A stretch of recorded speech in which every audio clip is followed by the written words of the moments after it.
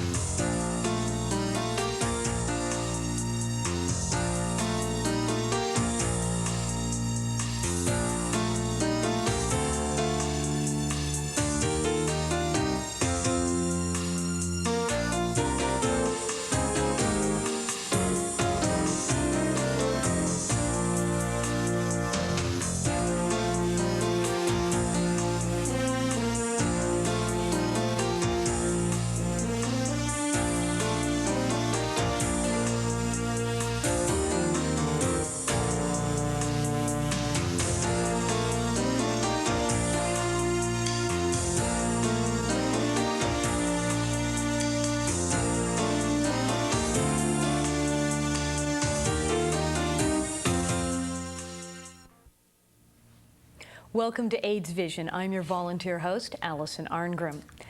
And today on AIDS Vision, we're going to be talking about AIDS and homelessness. As I mentioned, the LA Times has an article today that says that 50% of Americans living with AIDS are homeless or about to become so. And to talk about this today on AIDS Vision, we have with us Mark Shields, who is the Section 8 Housing Coordinator of AIDS Project Los Angeles, and also Christine Nkata. Christine is a client of AIDS Project Los Angeles who has accessed the housing program. Right. Welcome to AIDS Vision. Thank you.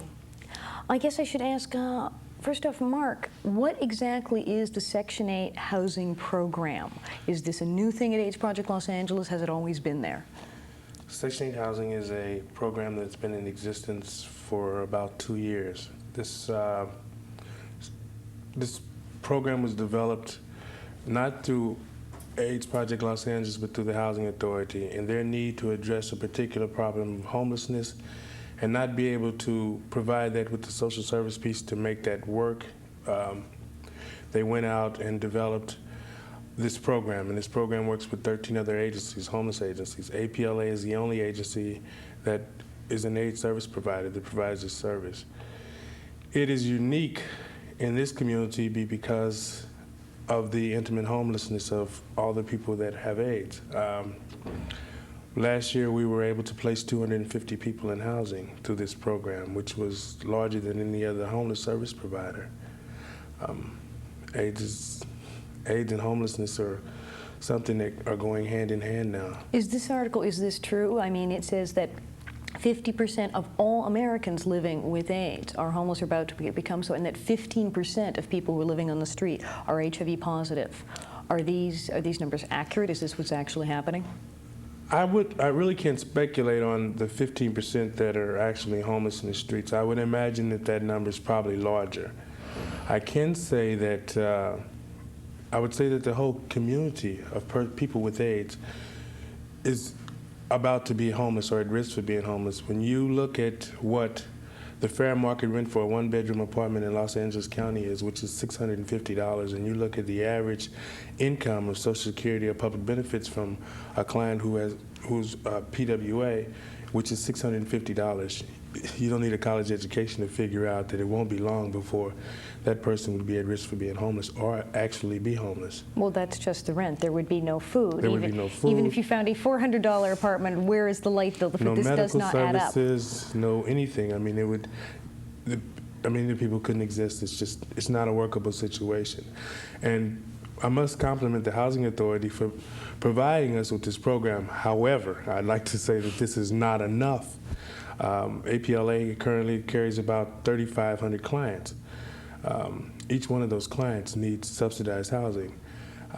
I don't know how that balances with the needs of everybody else who needs housing for whatever reasons there are, but this particular crowd of people are probably going to die, and that's something that concerns me. I think when you look at the more generic population of homeless persons and their survival time versus someone with AIDS, I think that these people somehow should have they should come out a little bit on top of that situation. Well, obviously housing is necessary to everyone, but people who are ill, that's exactly rather imminent. You can't be in the street.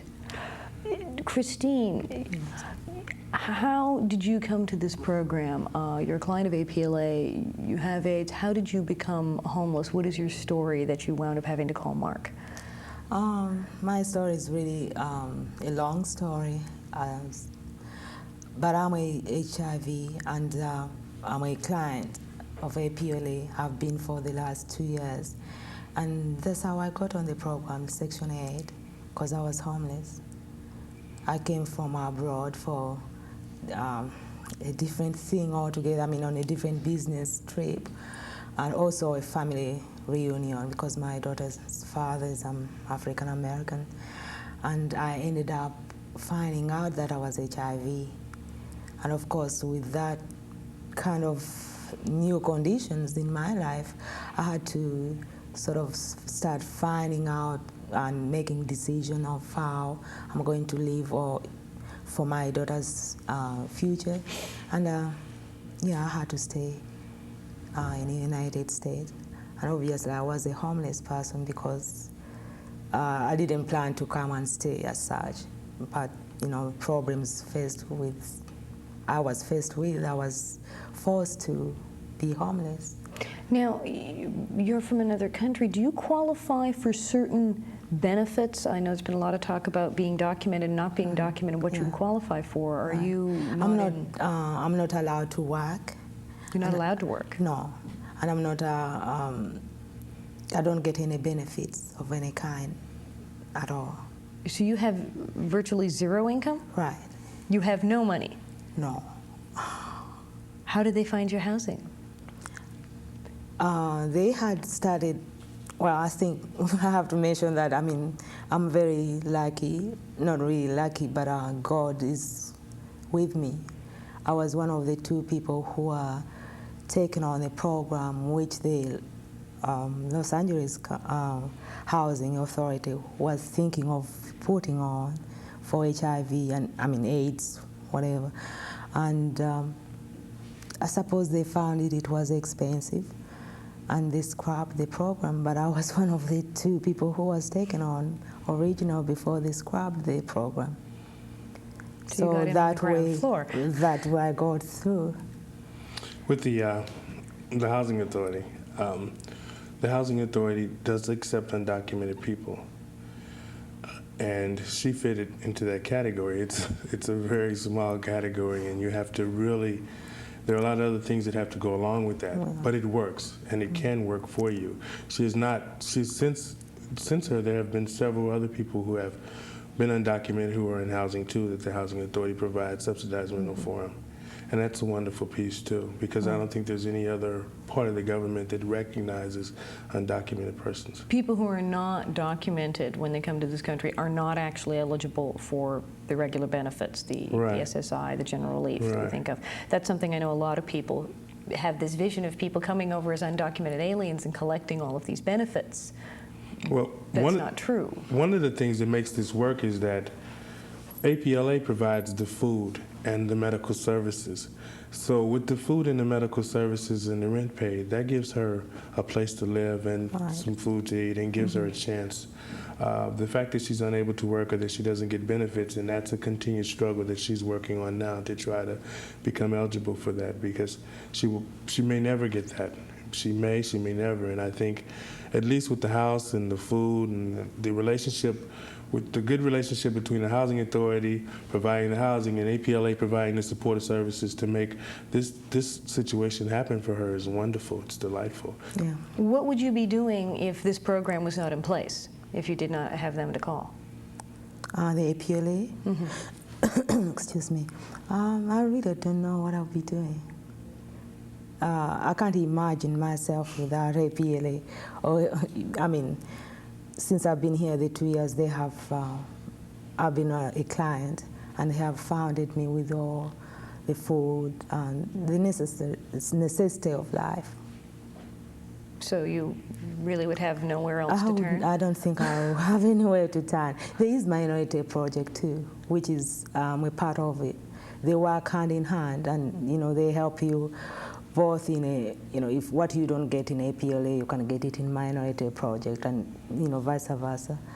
Do you find that a lot of people who are clients of APLA are just now becoming aware of the things that they can access when you get a new client?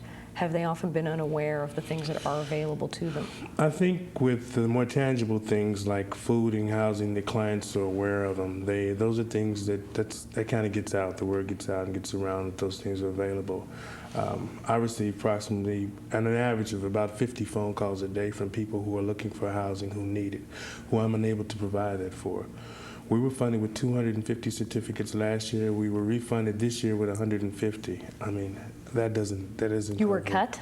We were cut in essence. The numbers of homeless people have not been cut. Out of that program, we got more certificates than anybody. So I don't want to say that it's bad, but again, we need more certificates, and we need more affordable housing for people. I'd like to also take this time to say that I'm involved with another project through West Hollywood, which is a community housing corporation that provides affordable housing, and we just opened an apartment building that will be an apartment building specifically for persons with AIDS, and that's 22 units.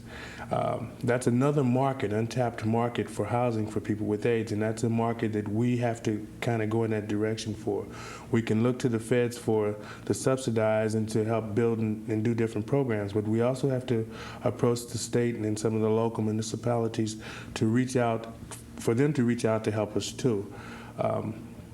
And I think we can do that. That's the direction we have to kind of go in to get housing. This particular housing project, which was funded by the state and Century Freeway,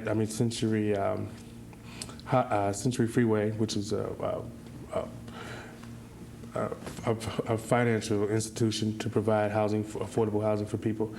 These are the type of things that we have to go in and directions that we have to go in to provide housing. I don't know what we're going to do. Housing is a very serious issue in the AIDS community. It's kind of been stifled by the health issue. Health issue always takes preference over the housing issue, but it's increasing. You can't have good health, and you can't have medical care, and you can't get in-home support and nursing care if you don't have housing. You can't have in-home nursing care if you have no home. No, you can have food if you don't have a house. And it's been a wonderful thing, and it saddens my heart that there's not more of it, and that our government in particular doesn't recognize that need and is not putting out more NOFAs and more monies and placing funds in the area to help this particular group of people. I mean, I'm just hearing, if you said you have 3,500 clients, but you get around 250 and now 150 of these housing certificates, and you have a place that will have 22 beds, that doesn't provide housing for 3,000 people. No, it doesn't. And it keeps me out searching and trying to get in places where I can, where people can hear that need and focus money and interest into that area. I don't know what to do. I mean, we're trying to develop other programs, and the one I like to plug is we're looking for landlords who can provide one affordable unit in their building. In their building, well, who's willing to do that. Try to hit up some of these landlords in this next part of this show. Sure. We're going to show a public service announcement now. Please stay tuned.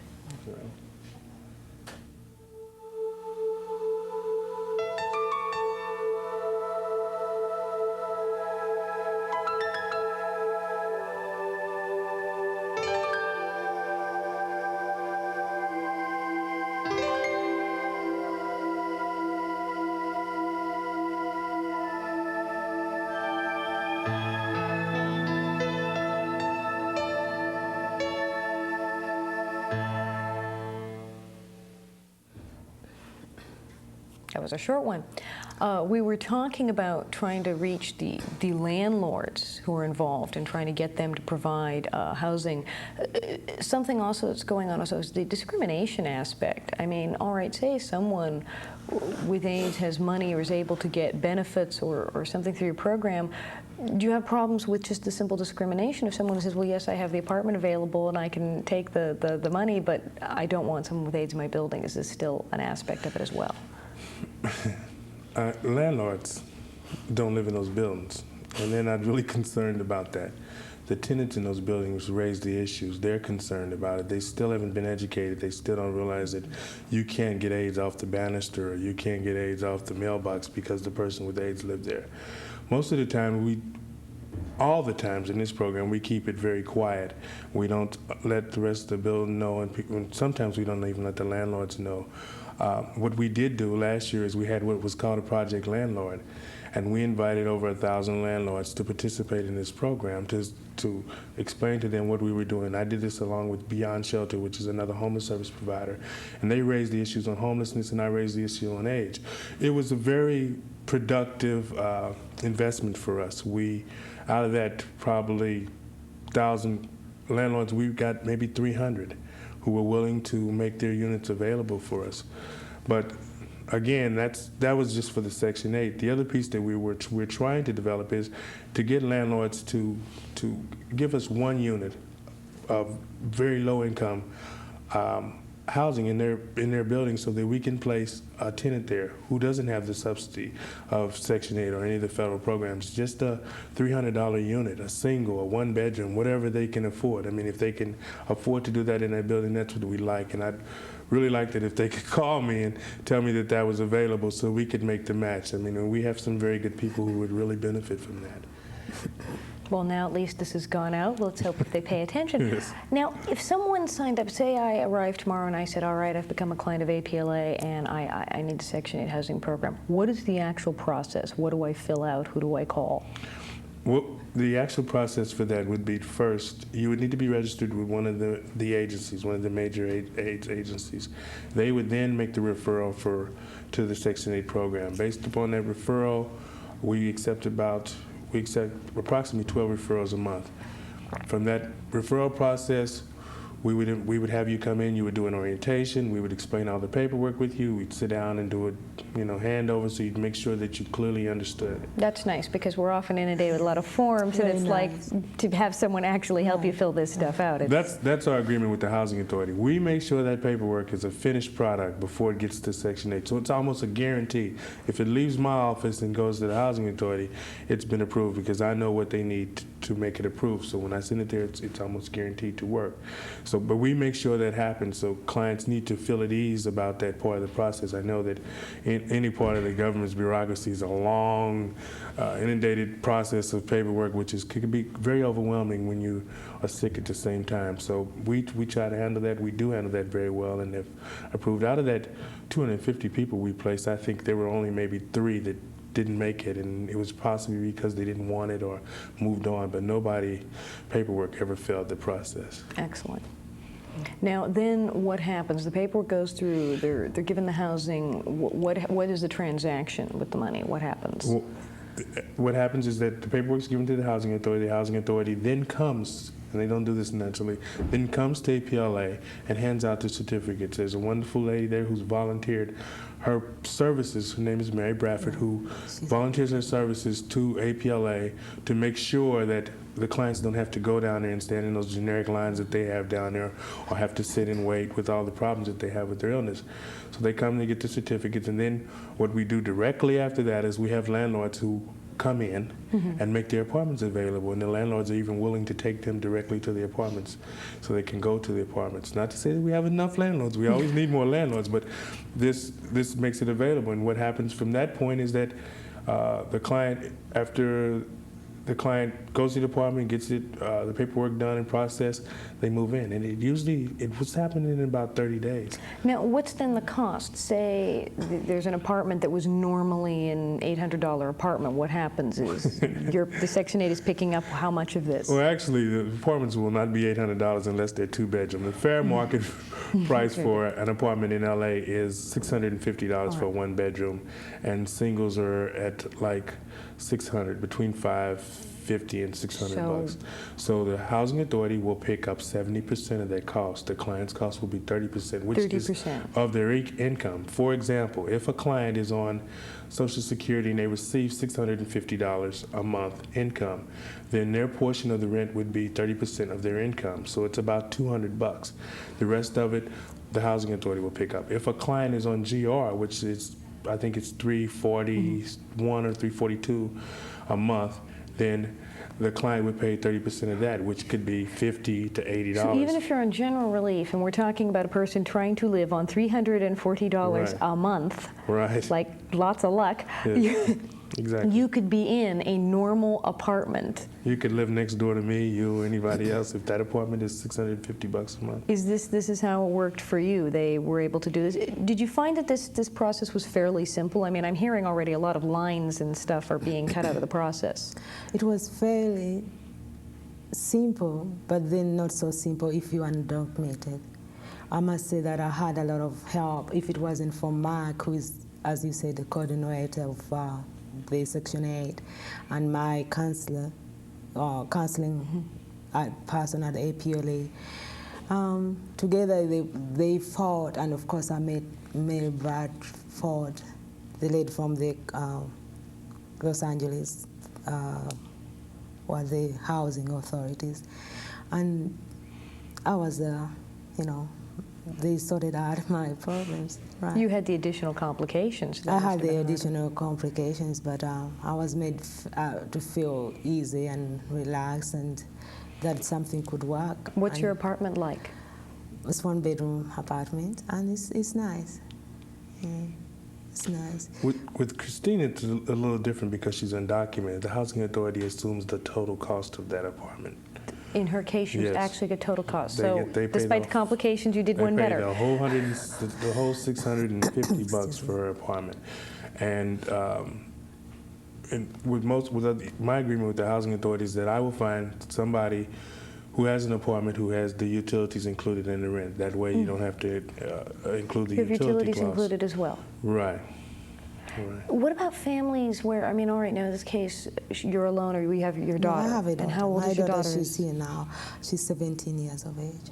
So what about in situations like this? Now, she has a daughter. What about couples where there's two people living together with AIDS, or a family with children? It works according to the housing authority, how they break down the family dynamics, and according to how many rooms you get. You can go up in rooms. I think in particular, the most difficult problems for me are the multifamily, the family with 5 or 6, because there's just not that type of housing in LA, and we have to really solicit landlords of housing, people who own houses, to rent to these folks so that they You can can't find housing when you're well and you have 5 children. It's hard to find. I mean, a 4-bedroom apartment is unheard of in Los Angeles. So you have to look to a house, and most of the time, the people that are renting these houses are people who live in really very depressed. They have very depressed properties, and the areas are very bad, and they're not conducive to. You're trying to for children. avoid this. I'm not seeing that you're putting these people in real, government housing. No. I'm seeing that this is going for real middle-income housing where a Exactly. person would want to live Exactly. voluntarily.